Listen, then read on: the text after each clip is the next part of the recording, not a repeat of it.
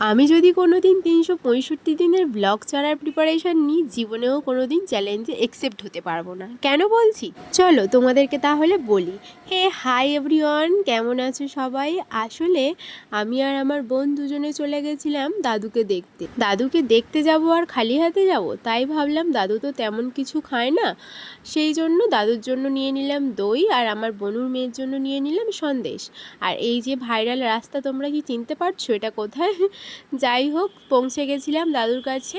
আর তোমাদেরকে তো বলাই হলো না যে আমি কেন এই কথাটা বললাম, যে আমি কেন কোনো দিন ৩৬৫ দিন চ্যালেঞ্জ করলে একসেপ্টেড হতে পারবো না। আসলে তোমরা যে আমার এই ভিডিওটা দেখছো এখন, সেটা আমার প্রায় 1 সপ্তাহ আগের ভিডিও। আসলে আমি এত ল্যাদখোর পাবলিক, ভিডিও এডিট করব করে করাও হয়নি, ভয়েস ওভার দেওয়াও হয়নি। কী যে ভ্লগ করছি তার কোনো মাথা মুন্ডু নেই, ছাতার মাথা। মামিমা আমাদেরকে রুটি করে খেতে দিয়েছিল, আর অর্ধেক খাওয়ার পর মনে পড়েছে যে আমি তো ব্লগ বানাচ্ছিলাম, মানে এটাও নেওয়া দরকার ছিল ব্লগে।